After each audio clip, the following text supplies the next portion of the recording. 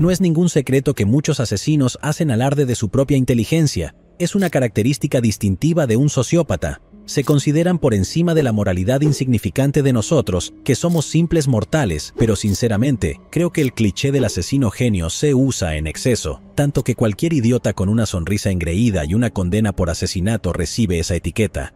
Con eso en mente, me gustaría presentar el caso de hoy, uno de los crímenes más famosos en la historia de Chicago y que heló la ciudad hasta los huesos en 1920.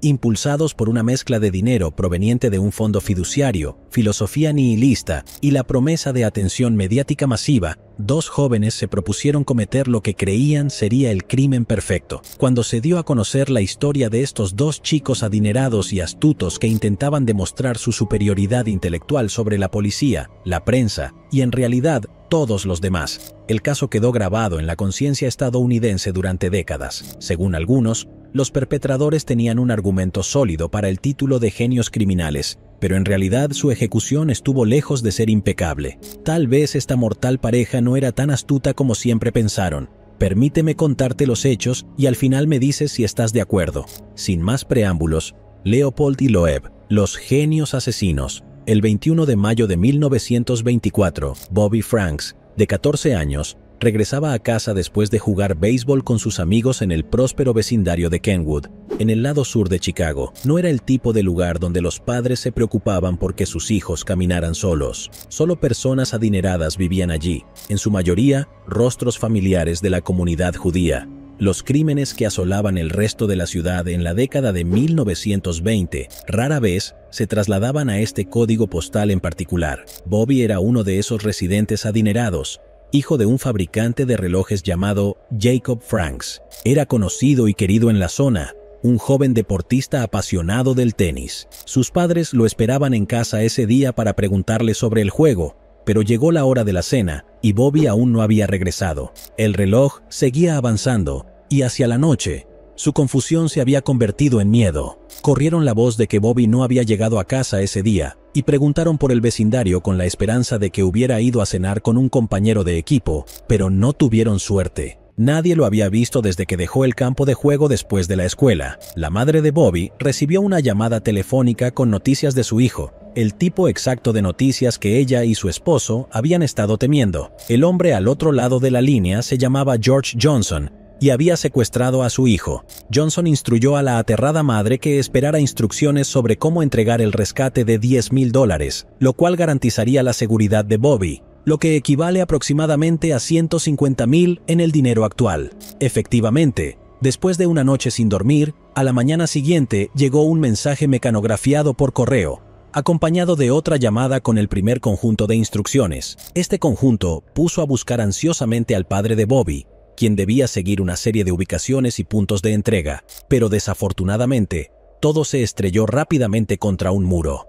El estrés de la situación hizo que el padre de Bobby olvidara la dirección de la tienda que Johnson le había dado por teléfono, por lo que no podía recibir la siguiente parte de las instrucciones. Antes de que su esposa pudiera abofetearlo por su olvido, toda la búsqueda del tesoro se canceló. Aparentemente, todo había sido en vano desde el principio. Bobby estaba muerto y su cuerpo había sido abandonado apresuradamente en un alcantarillado de ferrocarril en Hammond, Indiana. Le faltaba la ropa y tenía quemaduras de ácido en su rostro y torso. La causa aparente de su muerte fue una paliza severa en la cabeza. Esta noticia en primera plana envió una onda de choque a todo Chicago, una ciudad que no era ajena al asesinato, pero que rara vez veía la muerte violenta de un adolescente adinerado en los suburbios. La presión estaba sobre los investigadores para encontrar a los culpables, una tarea que resultaría ser mucho más fácil de lo que todos pensaban inicialmente. Mientras peinaban el área alrededor del arroyo Confidence, los detectives encontraron algo que estaba claramente fuera de lugar, muy lejos en el campo. Un par de gafas redondas con montura de cuerno al lado del arroyo. Es cierto que conocer la graduación del delincuente no reduce mucho las posibilidades, pero afortunadamente estas no eran unas gafas comunes. Tenían un tipo único de resorte incorporado, lo que permitió a la policía rastrearlas hasta el optometrista de Chicago que las había vendido, Alma Company. Esto fue un golpe de suerte total, porque según los registros de la tienda, la marca solo había vendido 3 pares de estas gafas. 2 de los sospechosos miope fueron descartados de inmediato, dejando solo un posible propietario, y su nombre era Nathan Freudenthal Leopold Jr., otro residente de Kenwood e hijo de un adinerado empresario. Sin embargo, no parecía ser el tipo de persona que matara. De hecho, era un estudiante de derecho estudioso con un futuro aparentemente prometedor. Era extremadamente improbable que hubieran encontrado a su hombre. Cuando la policía confrontó al joven de 19 años, Leopold explicó que debió haber perdido sus gafas mientras observaba aves la semana anterior. Si piensas que suena como algo que inventó en el momento, te animaría a confiar en tus instintos. Fue suficiente para satisfacer a los detectives al principio, pero aún tenían que seguir la pista, y, aunque las gafas podrían ser explicadas, las cartas no podían. Resulta que Leopold era un ávido estudiante, y cuando las autoridades registraron su casa, pudieron comparar los escritos en su máquina de escribir con la nota de rescate enviada a la casa de los Frank. La máquina en sí estaba desaparecida, pero los expertos solo necesitaban mirar los caracteres impresos para confirmar la brutal coincidencia. Efectivamente, los documentos de Leopold coincidían con la nota de rescate, un hecho evidente por la T y la F defectuosas en la máquina que se utilizó para escribirlos. Leopold estaba completamente acabado, pero la policía ya sospechaba que no había llevado a cabo todo el asunto solo. Resulta que Leopold era inseparable de otro adolescente local, que resultó ser vecino directo de Bobby Frank. Se trataba de Richard Albert Loeb, de 18 años, el más carismático y deportista de este despreciable dúo. Los testigos atestiguaron que los dos estaban juntos el día en que se cometió el crimen, lo que indicaba que probablemente fue un esfuerzo conjunto. La policía se llevó a ambos para interrogarlos y cuando se les presentaron las pruebas abrumadoras, tanto Leopold como Loeb confesaron todo. Sus declaraciones fueron extensas, con un tono jactancioso que mostraba cuán orgullosos estaban de su plan maestro, a pesar de que había fracasado como el Hindenburg 10 años antes de que eso fuera siquiera algo. Así que ahí lo tienen, amigos, una de las investigaciones más rápidas y ordenadas de las que probablemente escucharás en este canal. Caso cerrado. ¿Video terminado? En absoluto. Debes quedarte hasta el final, porque el crimen y la investigación real son solo una fracción de toda la historia aquí. Hasta que podamos entender por qué este caso es tan infame, tendremos que adentrarnos en algunos rincones oscuros de la psicología humana y la cultura del dinero antiguo de Estados Unidos. Comencemos con los jóvenes en sí. ¿Por qué, cuando ambos tenían el mundo a sus pies, decidieron matar a un niño? No fue por dinero. Tanto Leopold como Loeb ya tenían más de lo que necesitarían nunca. Entonces, ¿fue parte de alguna horrible disputa familiar? No. La familia de Loeb era amiga de los Franks. Incluso eran primos segundos. La realidad es que los únicos motivos detrás de este asesinato eran buscar emociones fuertes y una declaración macabra de superioridad moral. Verás, Leopold y Loeb eran, según todas las fuentes, jóvenes talentosos. El primero comenzó la universidad a los 15 años y ya había publicado varios artículos en la revista de ornitología más importante de Estados Unidos. Del mismo modo, a los 17 años, Loeb se había convertido en el graduado más joven de la Universidad de Michigan y estaba inscrito en la escuela de posgrado de la Universidad de Chicago, estudiando historia en el momento del crimen. Ahora bien, ¿alguna vez has conocido a alguien que saltó grados en la escuela y fue a la universidad antes? No quiero generalizar, pero tienden a mencionarlo bastante, y ese tipo de cosas pueden causar complejos importantes en los niños. Ese era el caso de Leopold y Loeb. Leopold estaba especialmente interesado en la idea del Übermensch, un término acuñado por Friedrich Nietzsche y utilizado en exceso por millones de estudiantes más desagradables de la facultad desde entonces. En inglés, generalmente se traduce como Superman, pero no del tipo que usa licra. Como con todas las grandes ideas, su significado está sujeto a interpretación, pero para los propósitos de este vídeo, todo lo que necesitas saber es cómo Leopold lo entendió. Él estaba obsesionado con la idea de que ciertas personas, debido a su intelecto superior, estaban por encima de la moralidad de la humanidad común. Su obsesión era tan grande que llegó a creer que él y su amigo eran ejemplos primordiales de este tipo de ser superior. Elogiaba a Loeb en su mayoría, pues era el más guapo de los dos, el más exitoso socialmente, y el que pasaba más tiempo disfrutando de una vida de ocio que estudiando realmente. Por otro lado, Leopold tenía una uniceja que rivalizaba con la de Frida Kahlo y había tenido dificultades para encajar durante su adolescencia. Su torpeza social y sus frecuentes alardes intelectuales dificultaban relacionarse con los prójimos que conocía. Así que un tipo con delirios de grandeza utiliza a Friedrich Nietzsche para justificar una violencia horrible. Espera, juro que he escuchado esto antes. En fin, cuando estos dos adolescentes insoportables se unieron, se estableció el escenario para un descenso violento hacia el narcisismo que dejaría a un joven muerto y a dos tras las rejas. Leo y Loeb habían sido conocidos desde su infancia, pero en su adolescencia tardía, los dos se convirtieron en socios en el crimen, literalmente. Fue Loeb quien lo inició. Su aparente aburrimiento con su vida cómoda ya lo había llevado a cometer pequeños delitos algunas veces hasta ese momento. Se consideraba algo así como un genio criminal, aunque solo había roto algunas ventanas de tiendas, nada al estilo de Al Capone. Se cree que Leopold se unió inicialmente a las actividades criminales de Loeb debido a una fuerte atracción romántica. Entraron en un acuerdo inestable en el que Leopold actuaba como el compinche criminal de Loeb a cambio de recompensas sexuales. Entre sus crímenes más destacados se encuentran varios actos de incendio provocado, vandalismo y robo. Por ejemplo, en noviembre de 1923, la pareja se dirigió a la Universidad de Michigan para saquear la casa de fraternidad a la que Loeb había pertenecido en el pasado.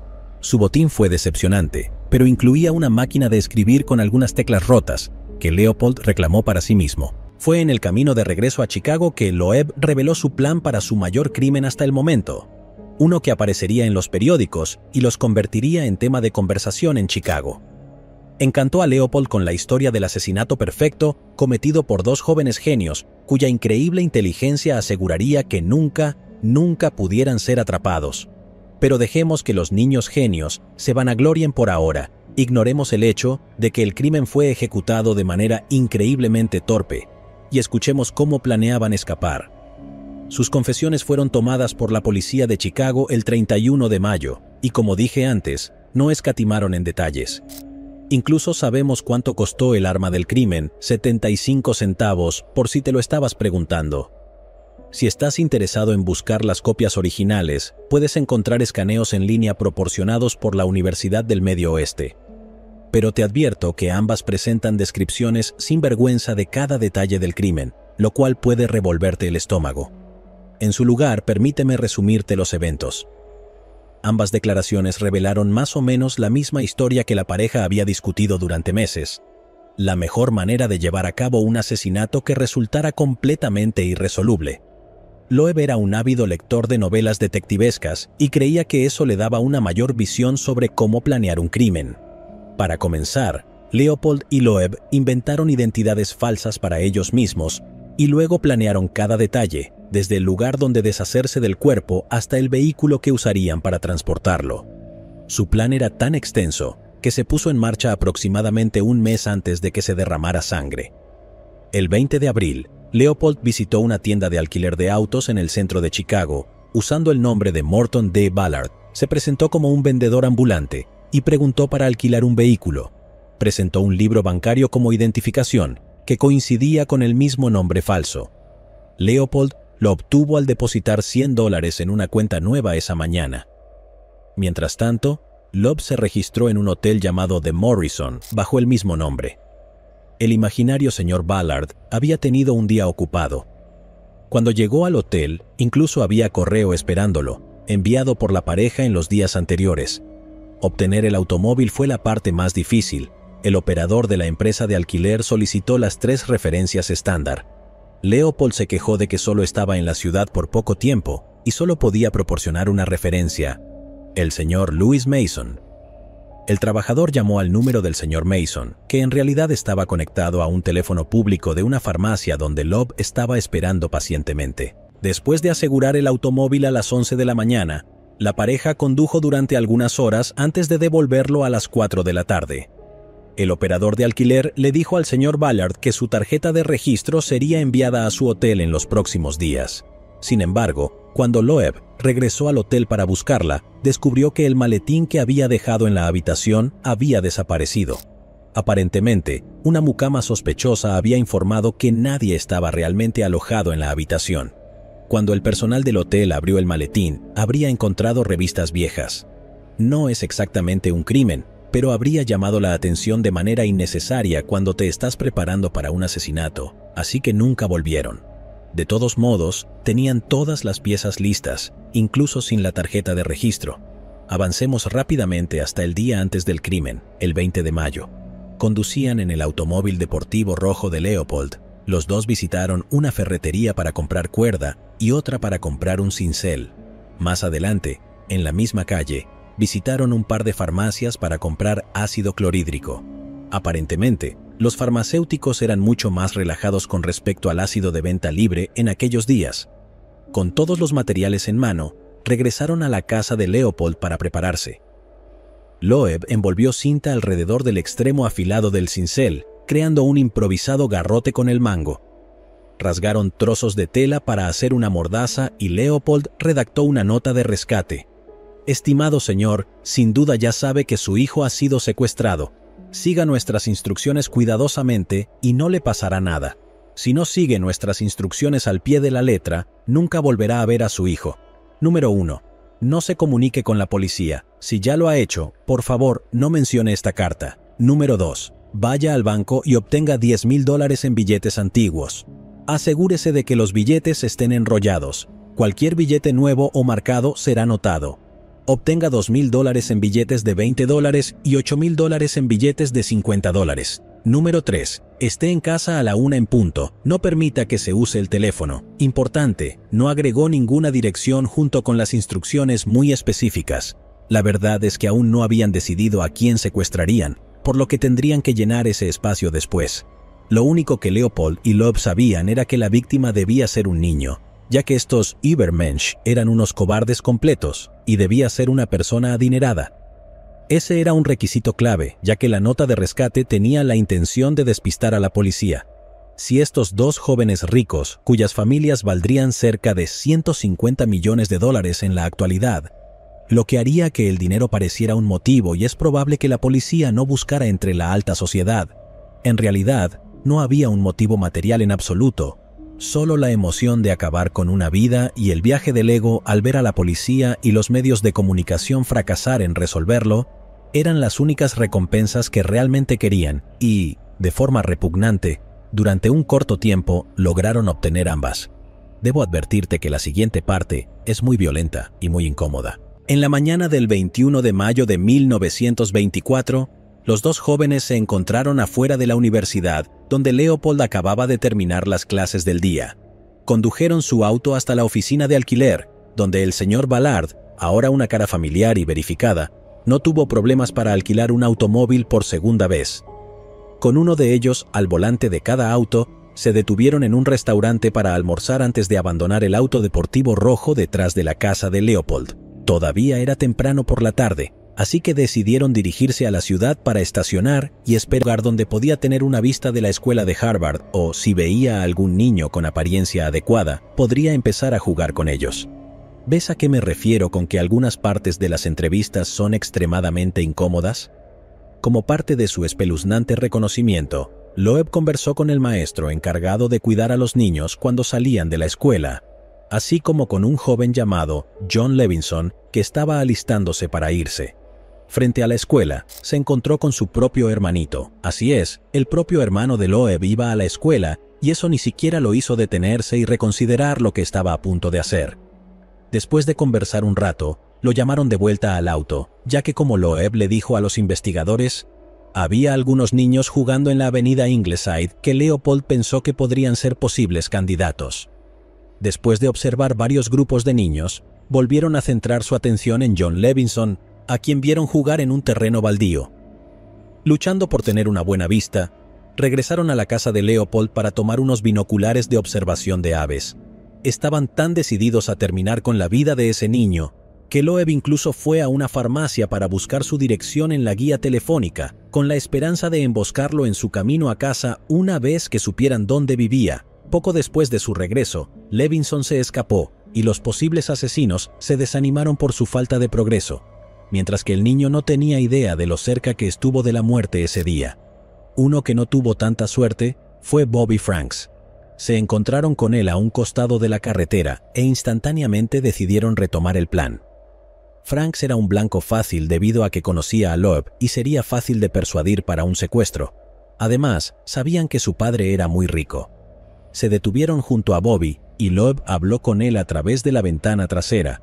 Le ofreció un viaje, pero Bobby cortésmente lo rechazó, ya que solo faltaban 5 minutos para llegar a casa. Pero Loeb cambió de opinión y le dijo que quería hablar con él sobre una raqueta de tenis, lo cual fue suficiente para atraer a Bobby. Con la víctima inconsciente en el asiento del pasajero, Leopold condujo nuevamente. En el primer momento oportuno, Loeb tomó su arma, un cincel, y se inclinó sobre Bobby, cortándole la boca y golpeando con fuerza la parte posterior de su cráneo. Bobby luchaba mientras recibía 3 golpes más en la cabeza, girándose para enfrentar a su atacante y gritando todo el tiempo. Incluso después de 4 golpes, Bobby continuaba gimiendo, algo que Loeb no había anticipado. La realidad de acabar con una vida era mucho menos fácil que en sus novelas detectivescas. Así que arrastró a la víctima al asiento trasero, le metió un trapo en la boca y lo selló con cinta adhesiva. Fue así como Bobby Franks murió lentamente en el asiento trasero del automóvil. Leopold afirmó en su confesión que la víctima murió instantáneamente por asfixia poco después, lo cual es una frase inherentemente contradictoria y horrible. Al principio, los 2 asesinos daban versiones contradictorias sobre quién mató realmente a Bobby, cada uno culpando al otro. Sin embargo, sus historias convergieron más tarde. Contaron cómo cubrieron al niño con una manta mientras continuaban su camino hacia Indiana, un viaje total de alrededor de 40 kilómetros. Hicieron una parada en el camino para tirar los zapatos de Bobby en un arbusto, se quitaron los pantalones y calcetines y los volvieron a poner en el auto. Ahora solo quedaba esperar hasta que oscureciera. Recorrieron el campo y se detuvieron en una tienda de sándwiches para cenar y tomar cervezas de raíz, como si no tuvieran el cuerpo de un niño sentado en su auto en absoluto. Una vez que llegó el crepúsculo, continuaron hacia el punto de desecho que habían elegido semanas antes. Originalmente, planeaban matar a su víctima con un trapo empapado en éter una vez allí, pero él ya estaba muerto mucho antes de llegar al lugar. Le quitaron el resto de la ropa a Bobby y le vertieron ácido clorhídrico en la cara en un intento de ocultar su identidad.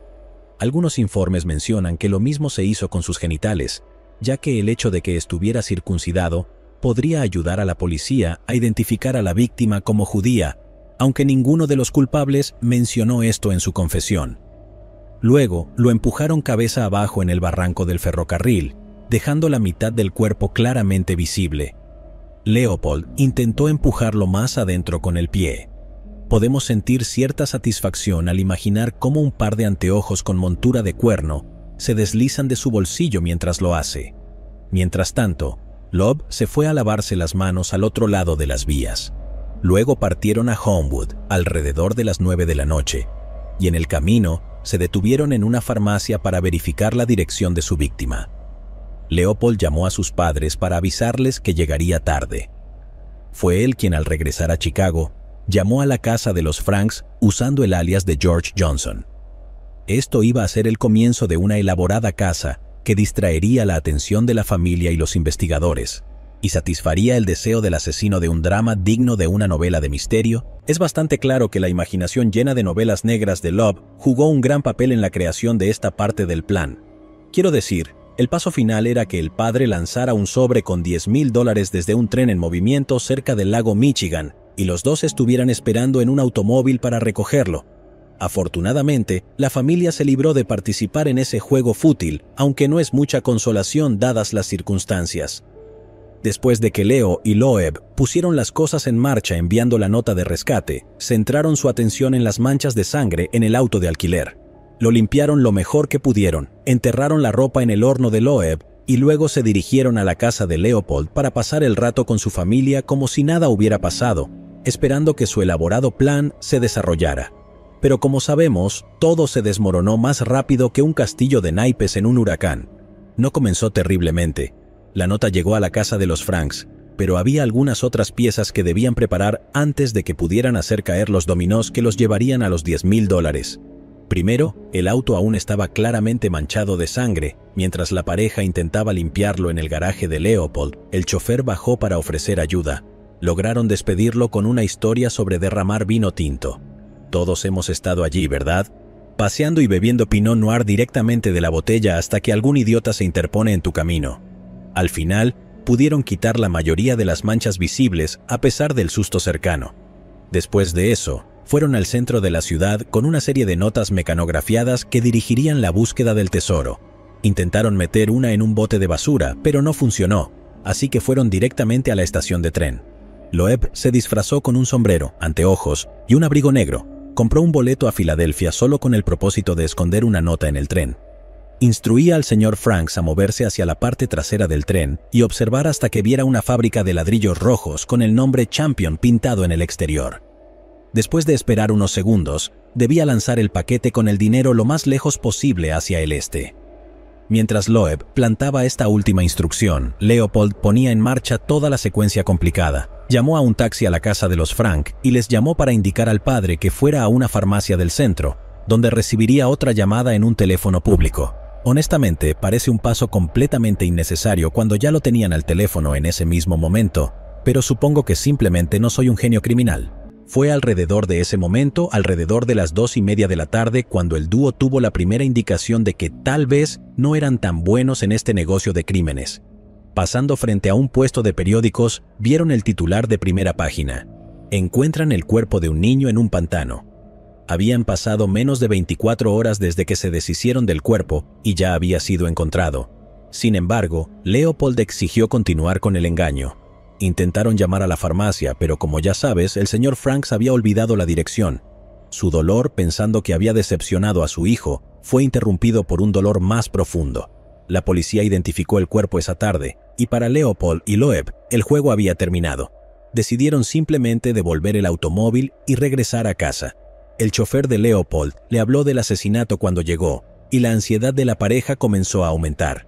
Empezaron a discutir qué hacer si los interrogaban, y se dispusieron a destruir la última pieza de evidencia.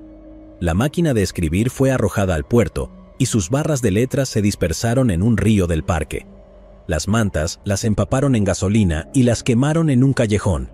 Pero había una pieza clave de evidencia que no pudieron destruir. En el periódico vieron que la policía había encontrado un par distintivo de anteojos cerca del cuerpo, y ahora la situación estaba realmente tensa.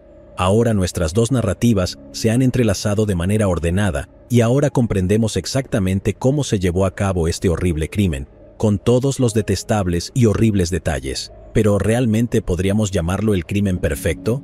Objetivamente no. De hecho, todo esto muestra tan poco genio como un robo común y corriente. No quiero ser grosero, pero seguramente si dos intelectos brillantes planean durante meses el crimen del siglo, podrían idear un método mejor que golpear a alguien con un cincel.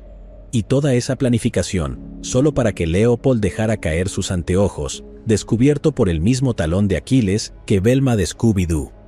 Además, toda la sangre en el automóvil de alquiler, limpiar el automóvil en su propia casa, la pobre ocultación del cuerpo y la cantidad de personas a las que los dos les revelaron sus caras mientras acechaban la escuela, apenas se asemejan al retrato de dos criminales maestros.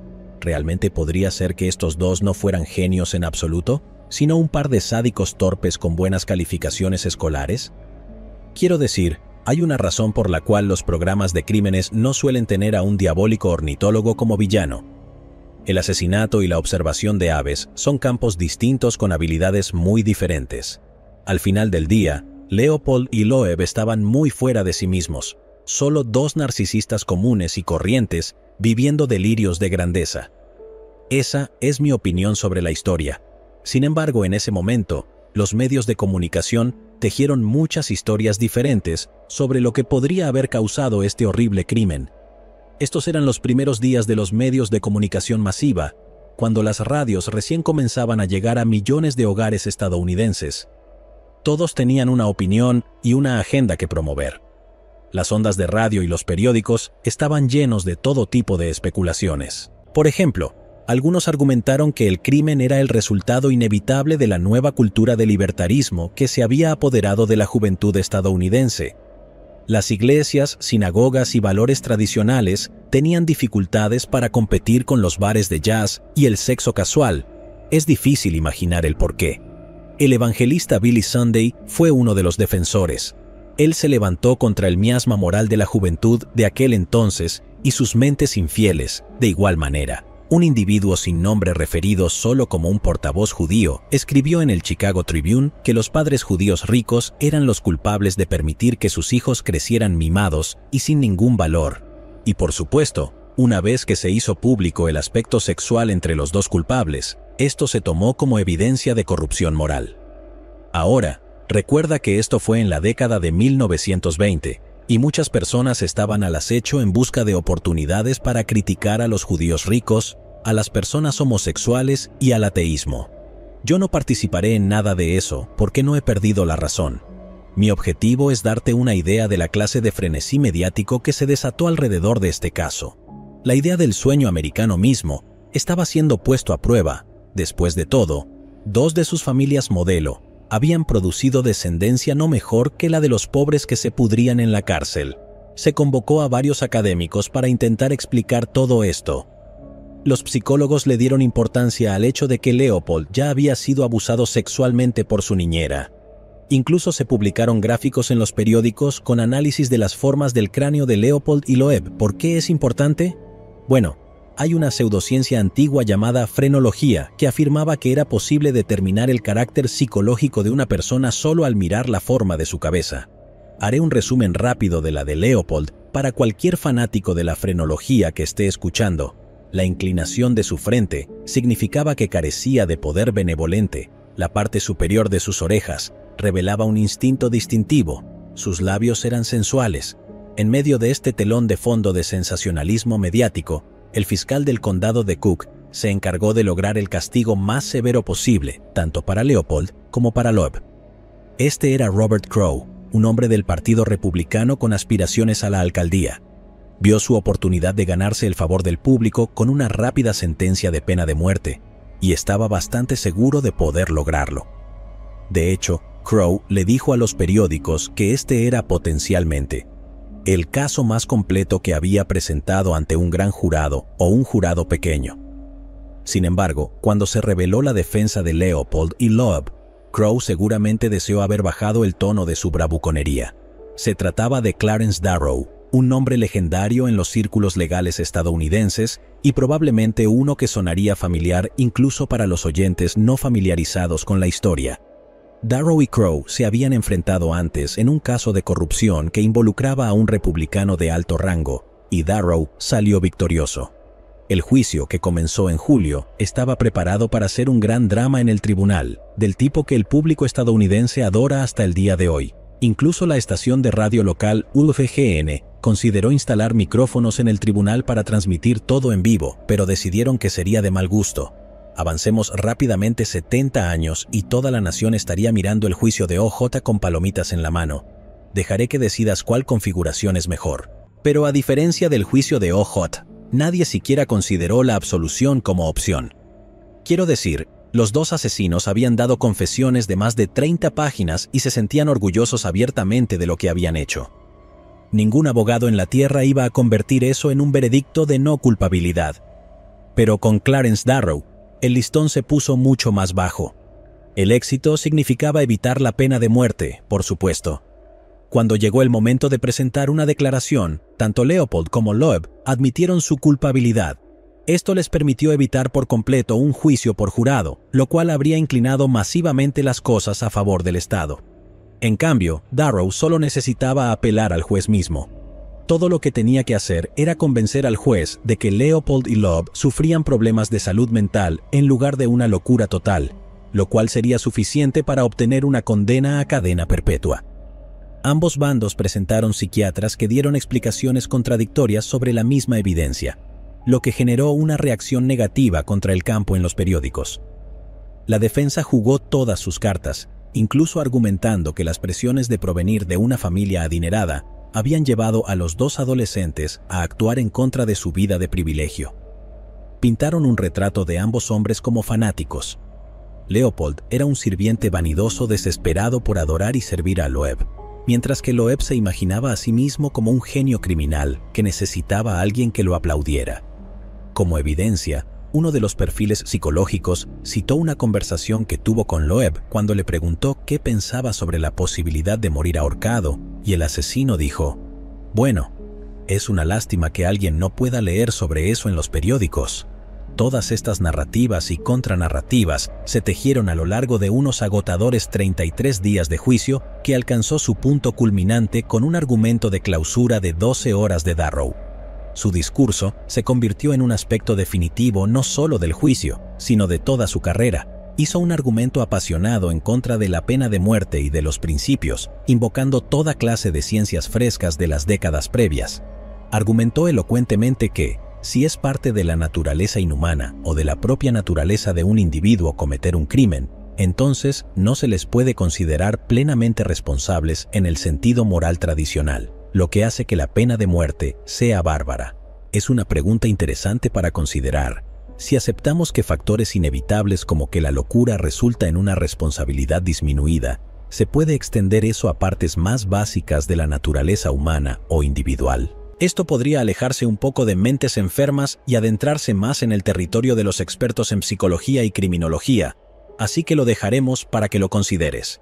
De todos modos, el discurso de clausura fue un éxito rotundo.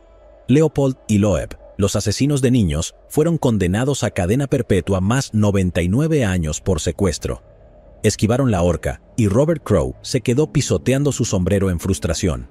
Más tarde, ese mismo día, arremetió contra el juez en la prensa y se le citó diciendo: Leopold y Loeb tenían la reputación de ser degenerados del peor tipo. Es lamentable para el bienestar de la comunidad que no hayan sido condenados a muerte. Los dos degenerados, por otro lado, parecían bastante satisfechos con el resultado. Se les permitió estrechar la mano de Darrow antes de ser llevados a la penitenciaría del norte de Illinois, donde estoy seguro de que sus citas sobre la naturaleza les ganaron muchos amigos. Eso nos lleva al final de nuestra historia de Leopold y Loeb. Así que me gustaría preguntar, ¿fue este el crimen del siglo que los periódicos intentaron vender? Honestamente, sin el dinero y el estatus involucrados, dudo que se considere especialmente notable. Robert Crowe lo expresó bastante bien en su propio argumento de clausura cuando dijo: «Quítales su dinero, ¿y qué sucede? Lo mismo que le ha sucedido a todos los demás hombres que han sido juzgados en este edificio que no tenían dinero». Clarence Darrow dijo una vez que a un hombre pobre en juicio aquí se le desechaba en 15 minutos, pero si era rico y cometía el mismo crimen y conseguía un buen abogado, su juicio duraría 21 días. Bueno, ellos consiguieron 3 abogados y ha durado un poco más. Cuando alguien sin la vida privilegiada disfrutada por Leopold y Loeb se le tacha como un criminal natural por defecto, pero añade un toque de riqueza y de repente a los asesinos se les da una plataforma para predicar sus justificaciones filosóficas. Si solo ese hecho no te enferma, escucha esto en una entrevista de periódico durante el juicio que Leopold le dijo a un reportero: «La sed de conocimiento es muy loable sin importar el dolor extremo o la lesión que pueda infligir a otros. Un niño de 6 años está justificado en arrancar las alas de una mosca si al hacerlo aprende que sin alas la mosca está indefensa. Estoy bastante seguro de que la mayoría de nosotros pudimos entender eso sin ningún experimento práctico, incluso con nuestra pequeña inteligencia. Pero eso no importa. Todo lo que está describiendo son los mismos impulsos básicos de cualquier sádico de jardín, solo con pretenciosidad añadida. Toda esta charla de psicología y filosofía solo disfraza un hecho simple. Estos 2 hombres eran asesinos de niños y sin ningún remordimiento. ¿A dónde podría haber llevado su línea de lógica asesina si no los hubieran atrapado? No puedo decirlo con certeza. Lo que puedo decirte es dónde terminaron. En enero de 1936, Loeb se enfrentó a otro prisionero llamado James Day, quien cumplía condena por gran robo. Day emboscó a Loeb en las duchas de la prisión apuñalándolo hasta dejarlo sangrando en el suelo. Murió de 50 heridas, incluida la garganta cortada, a los 30 años. No se necesitó kriptonita para matar a este autodenominado Superman, solo un simple cuchillo improvisado hizo el trabajo. En cuanto a Leopold, sobrevivió a su compañero durante varias décadas. En 1958 le concedieron la libertad condicional en parte debido a la defensa del poeta Carl Sandburg, quien aparentemente estaba dispuesto a pasar por alto todo lo del asesinato de niños. Comenzó una nueva vida en Puerto Rico, negándose a participar en las innumerables solicitudes de entrevistas de periodistas estadounidenses. Se casó con una compatriota expatriada, obtuvo un título en asistencia social y trabajó en investigación sobre lepra y escritura sobre la naturaleza hasta su muerte en 1971. 2 resultados muy diferentes que apelan a 2 tipos muy diferentes de justicia penal: retribución versus reforma. Si no sabes de qué lado estás, prueba este pequeño experimento. ¿Cuál resultado te puso menos furioso? Ahí tienes tu respuesta. Llegados aquí, ¿acaso no has visto este otro crimen? Yo no me lo perdería,